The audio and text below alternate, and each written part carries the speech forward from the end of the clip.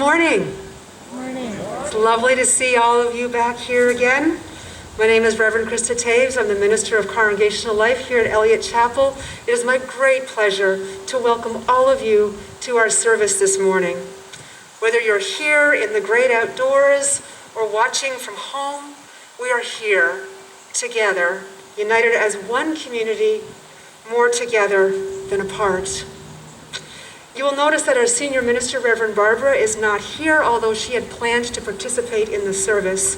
She has cold symptoms, and she's following our guidelines that if you feel sick, please don't come to worship that Sunday. And she looks forward to rejoining us soon. We have a series of guidelines that we have developed so that we can be here together, and I would invite Dr. Kathy Brunts, a longtime member of the congregation, to come forward and talk about those. Come on up, Kathy.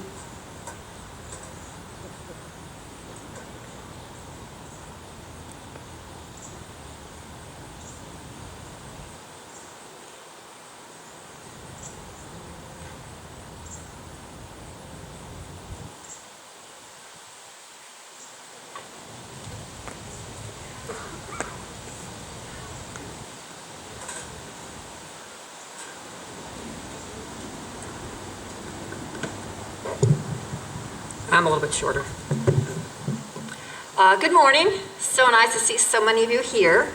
I am part of the reopening committee that started meeting last spring. Remember when they said vaccinated people could be inside without masks with other vaccinated people? We were so excited. And then things changed.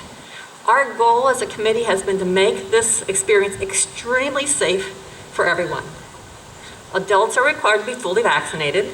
That means 2 vaccines or 1 Johnson & Johnson. You don't have to have a booster, that's not a requirement, but you need to be fully vaccinated. Even people who've had COVID are not as safe as people who are vaccinated, so we're asking for that.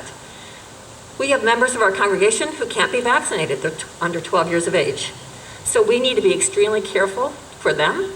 I don't see any children today, but I think that young families tend to come to the early service anyway. But we have a set of rules that apply to everyone at all services. While you're on the church property, we ask people to have their mask on at all times.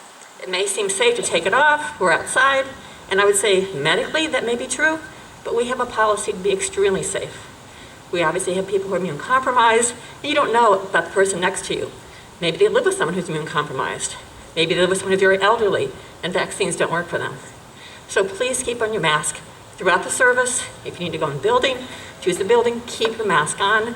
This will keep all of us extremely safe. The contact tracing is in case someone finds out later they had COVID when they were here, so people who sat next to them can be notified. I think the schools are doing that pretty well. Hopefully, being outdoors, we won't have that issue. When we do move to indoors, hopefully we'll be able to do that sometime this winter, because I can't see us meeting out here forever. We will again look at our guidelines and try to make it extremely safe for everyone.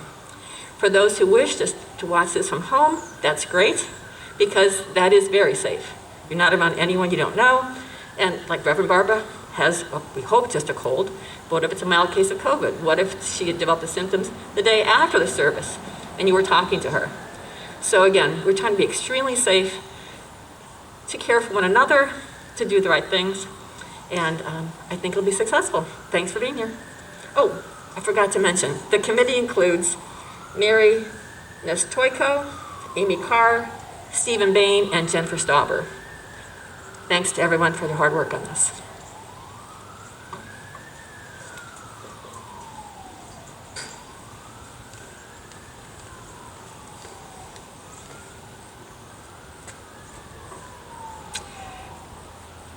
Thank you, Kathy. So if you're visiting for the first time, a very special welcome to you. We're so glad that you chose to be with us today. There are so many other things you could be doing on this beautiful Sunday morning, and you chose to come here.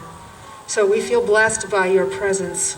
I hope you feel warmly welcomed, that today's message speaks to you, and that we will see you again. If you're here in person, please fill out the visitor guest card on the way in. That gives you a chance to let us know what it is you are looking for, and it can help us better respond to your spiritual needs. If you're at home, drop us a line at welcome@elliottchapel.org, letting us know that you're here. This is a liberal religious community of spiritual seekers. We welcome you all in the fullness of your age, race, ethnicity, gender expression, sexual orientation, and religious background. Our faith is not lived in creeds, but in deeds, not in the hereafter, but in the here and now. Our core values are freedom, reason, respect, and love. In the Unitarian Universalist tradition, we light a chalice to symbolize that we are entering sacred space and that we have prepared our minds and our spirits to give and receive the blessing of beloved community. Our opening words are from The Common Good by Kathleen McTeague. We breathe the common wind of the earth, no matter where we live, who we love, what language we speak. We drink the common water of the earth, no matter the color of our skin, how long we live, the coverings we drape on our forms. We follow the common paths of the earth, no matter our beliefs, how far we move from home, the gold that we carry, or its lack. In this hour, may we learn a new way to live from these truths, our hearts open to the holiness all around us. Our hands turned always towards the common good. Come, let us worship.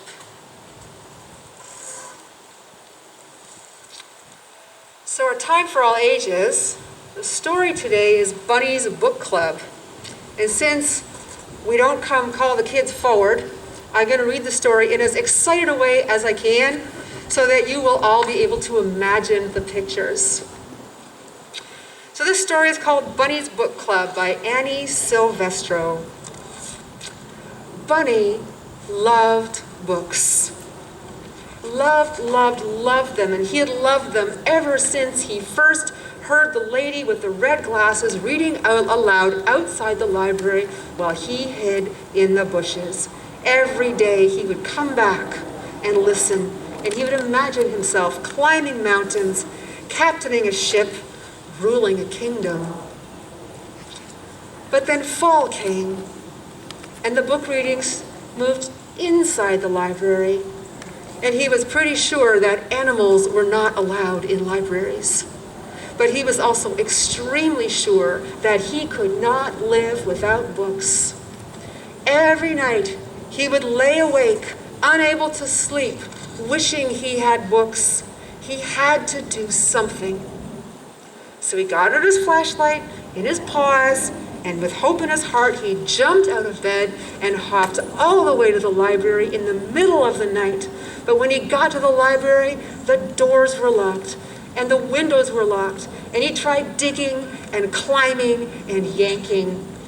Nothing worked until he saw the book return.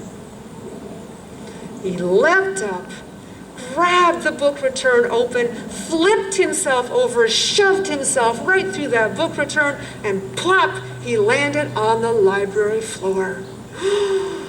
He gasped, "I'm in." He looked around, and his eyes sparkled at the sight of all those books. It was better than a field of carrots. He didn't know where to start. So he took a deep breath. It smelled as if he was wrapped in the pages of his favorite book. And there he found stories about swashbucklers and sharks and superheroes, and Bunny greedily grabbed all the books. And his whiskers twitching with excitement, he slipped all his books through the book return, pushed himself through the book return, and then, with his best balancing act, carried home all his books. And so each night, Bunny would go to the library, go in through the book return, and come home with another stack of books. Well, one evening there was a knock at the door. It was his best friend, the porcupine. "Where have you been?" said Porcupine. "I haven't seen you." "I've been reading," said Bunny. "But why?" said Porcupine. "Why?" he said. "Have you ever been to a library?" "It's time." So he and the porcupine went to the library. He opened up the book return. He shoved the porcupine through. Then he followed the porcupine until, boop, in they were. Whoa, said Porcupine. I know, said Bunny. Do you think there's a story about balloons? Absolutely. And sure enough, Porcupine found books on balloons and deserts and dunes and caterpillars and cocoons.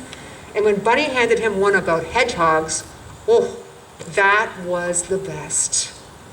And the two friends took turns cramming the books in the slot. Their towers teetered so high they could barely carry them. And back at Bunny's, they cozied up with tea and carrot muffins and read until sunrise. One night, Bear noticed the light. He opened the door and tripped over a stack of books. What's going on? Said Bear. Here, read a book, said Bunny. And Bear sat down and started reading. Then came Bird. Do you have any books on outer space?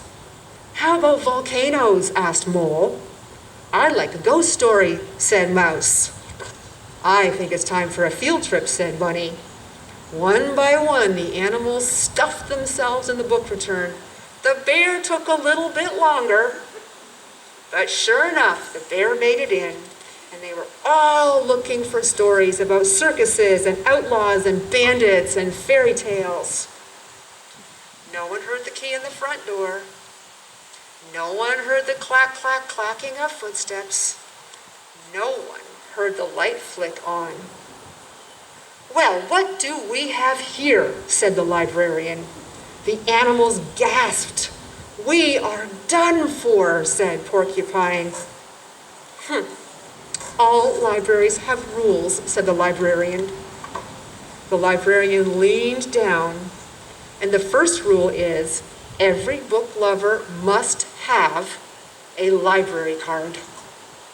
She gave every animal a library card. Now you may borrow books, she said, smiling, as long as you return them, of course. Bunny couldn't believe his ears. He beamed at his fellow readers. He picked the perfect book, and he proudly checked out the very first official selection for Bunny's Book Club. And that is the end of the story.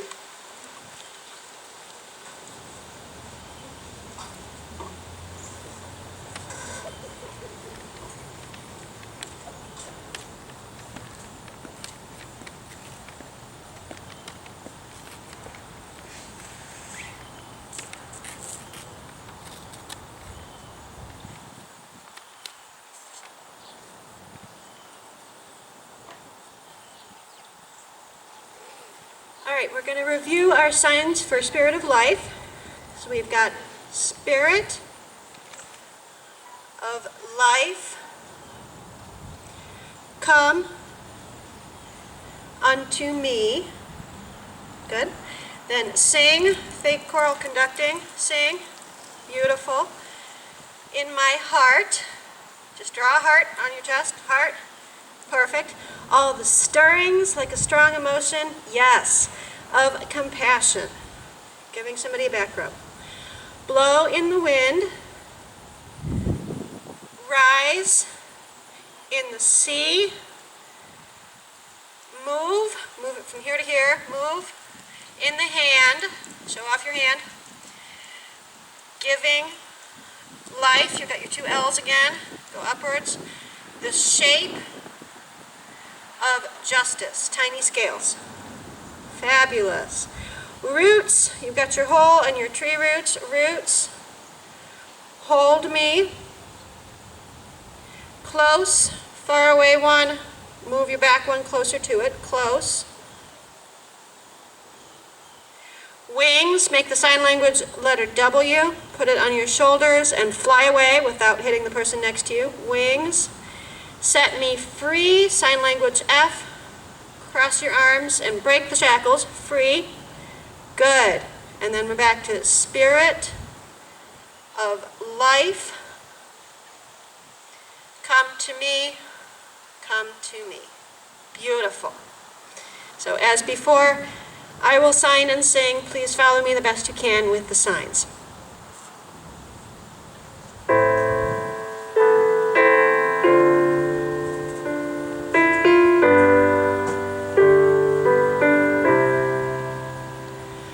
Spirit of life, come unto me. Sing in my heart all the stirrings of compassion.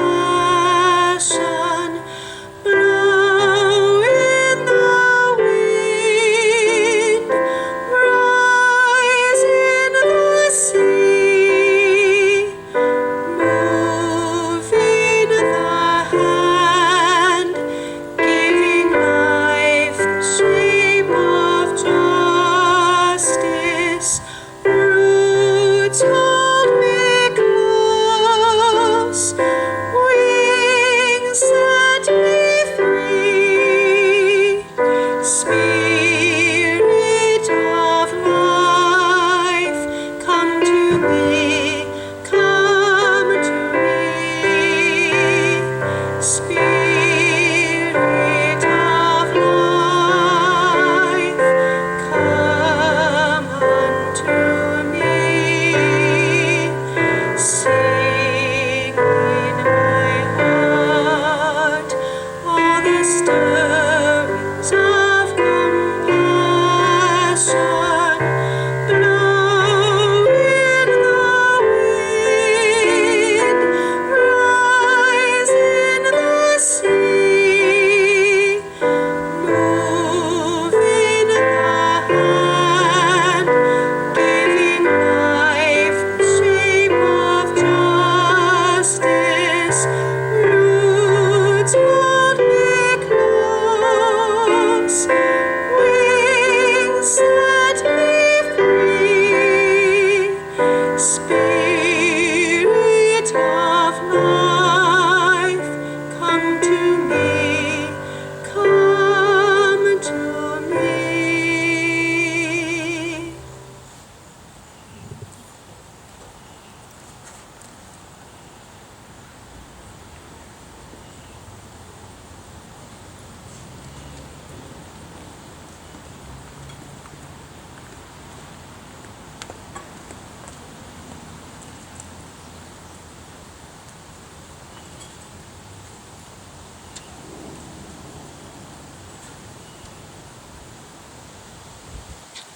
I invite you to join with me in the spirit of prayer and meditation. Our prayer is a poem by Jan Richardson called A Blessing Called Sanctuary.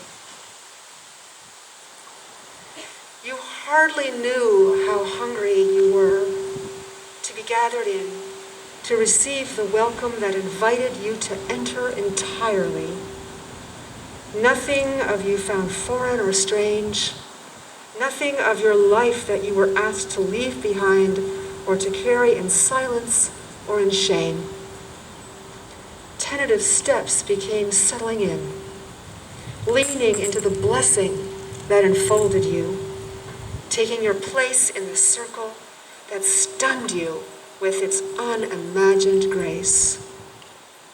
You began to breathe again, to move without fear, to speak with abandon the words you carried in your bones that echoed in your being. You learned to sing. But the deal with this blessing is that it will not leave you alone, will not let you linger in safety and stasis. The time will come when this blessing will ask you to leave, not because it is tired of you, but because it desires for you to become the sanctuary that you have found, to speak your word into the world, to tell what you have heard with your own ears, seen with your own eyes, known in your own heart, that you are loved, a precious child of God, beautiful to behold, and you are welcome and more than welcome here. Amen. One of our beloved traditions here at Elliott Unitarian Chapel is to give half of our offering away every Sunday to a justice-focused organization in the community that reflects our values. We believe in being good neighbors, in solidarity with those who need our support. This month, our offertory is dedicated to Kurt Care, with whom we have a long-standing relationship. Kurt Care is committed to feeding the hungry and reducing poverty in our community, helping people to recover a sense of dignity and hope. If you are joining us online, you can contribute by mailing a check with shared plate in the memo line. Our address is on the website, or you can text Elliott shared plate and the amount you want to give to 73256. Let us open our hearts and be a generous people.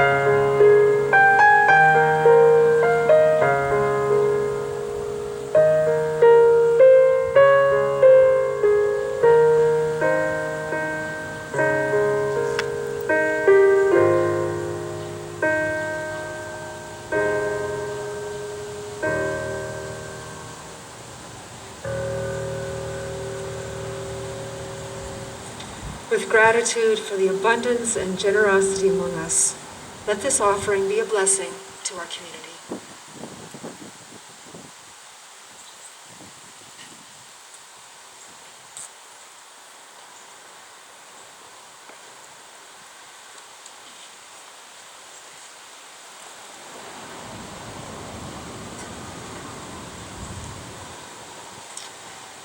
Can you remember when you first realized what reading was? That those little squiggles on the page meant something. My parents loved to tell the story of how I would go to our little tiny home library about the size of a closet, pick a book, and sit in my mother's reading chair. And my mother was the queen of the house, so I loved to sit in her chair. I held the book upside down because I didn't know any better, and I would touch the words on the page, hoping my fingers would grasp their meaning. I would smell the book, hoping the smell would impart the meaning of the words. I always picked the same book, The Anatomy of Revolution. My parents hoped the best for me. When did you figure out that all those squiggles on the page of a book were words that meant something? What was that like for you? And do you remember your first trip to the library? My mom took us every week. We were each allowed 2 books. I remember how it smelled, how the floor creaked under my feet, the worn cushions on the couch, even the cranking sound of the very old water fountain. Words are pretty powerful. We use our words to share what we're thinking and wanting and feeling and dreaming of. We use them to understand other people. We use our words to figure out what is very important and very special to us. Did you know that in Unitarian Universalism, reading is extremely special, even sacred? On the Unitarian side of our heritage, our founders were all scholars. The world of the mind was a powerful thing for them, and it was, in fact, a gift from God. If we had sacraments, reading would definitely be one of them. If we had stations of the cross, they would be each stacks of books. Books change us, make us better people, grow our minds and our values. Everything gets more possible with the right words. Unitarian Universalists are so serious about reading that we have started public school systems all over the country, including here in St. Louis. We created library systems, including here in St. Louis, so people didn't have to have money to read books. We even have our own publishing house, Beacon Press. In 1976, Beacon Press published the Pentagon Papers, which showed how the US government manipulated the public into supporting the Vietnam War. The FBI actually ordered the Unitarian Universalist Association to provide a list of every single member of every single Unitarian Universalist congregation as possible threats to national security. We refused, even though we could have lost everything and gotten into a heap of trouble. Never doubt how powerful words are. Today is the beginning of Banned Books Week. Books are so powerful that sometimes people want to ban them. To ban something means that it is not allowed. There are lists of books that have been banned from libraries and schools because someone is afraid of what they say. During Banned Books Week, the names of those books are published so that we can make up our own minds about what we are going to read. You can tell a lot about what makes people so afraid that they want to keep you from reading about it. In fact, something like this almost happened here in the Kirkwood School District a few years ago. There was a book in the middle school and high school libraries that some parents didn't like. This was a book for older kids. It's called The 57 Bus. I don't know if any of you remember this story. 57 Bus tells the true story of a black teenage boy who grew up in a poor part of Oakland, California, and a white teenager from a well-to-do family who had been born a boy but didn't feel like a boy or a girl and wore skirts everywhere and called themselves non-gender. So in the book, the boy is goaded on by his friends to play a prank on the non-gender person on the 57 bus and really ends up hurting them. And the story is about everything that led up to that moment and then what happened after in the justice system, some of which was really unfair to everyone. Now, some parents wanted to ban this book because they didn't want kids to know that there are non-gender, non-binary, transgender people. And some wanted to ban the book because it showed how strong racism is in the justice system, and they don't want to believe it.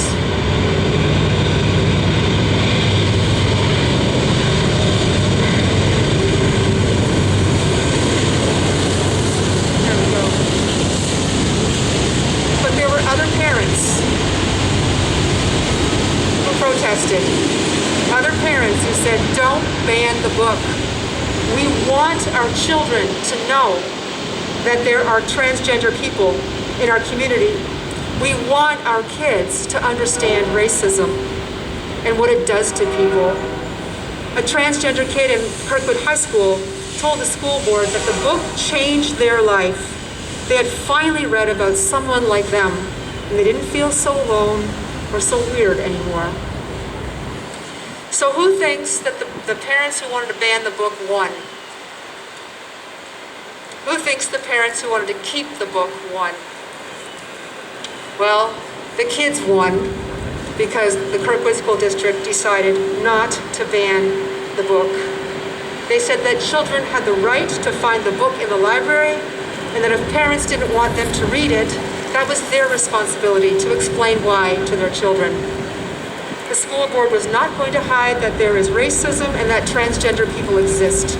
It was a great day for Kirkwood.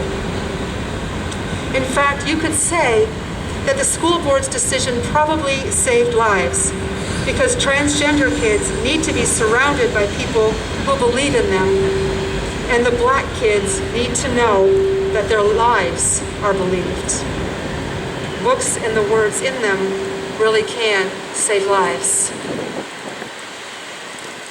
Just this week, I had the privilege of speaking with Jean Babcock, longtime member of Elliott. I'm sure some of you know her well. Jean, if you're watching this service, hello, and thank you for allowing me to share a bit of your story today. Jean is having some health issues, and with the pandemic, she does not leave home very much at all, and she hardly sees anyone.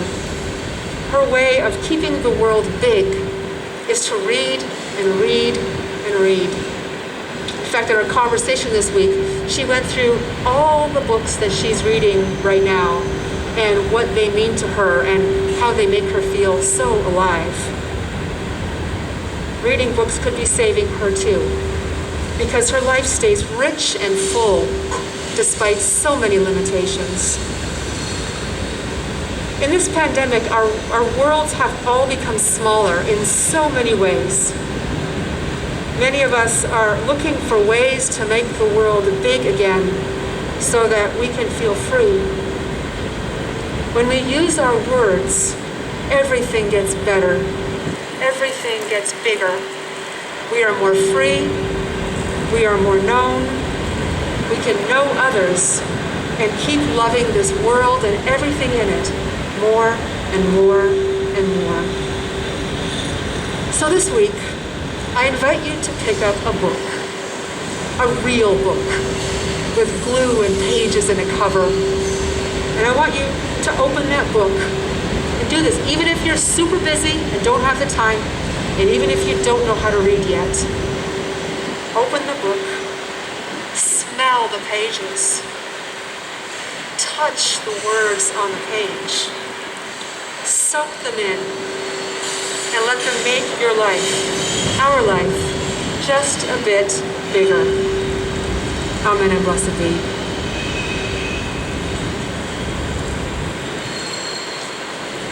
And now may the blessing of truth be upon us, the power of love direct and sustain us, and may the peace of this community preserve our going out and our coming in from this time forth until we meet again.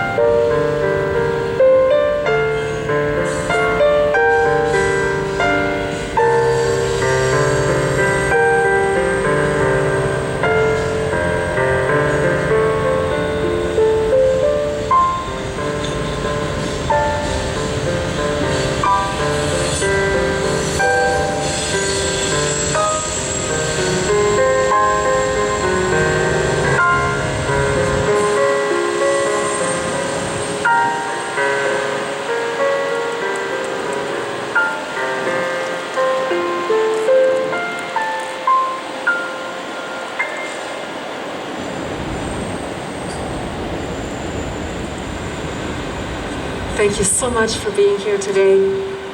Go in peace. See you next week.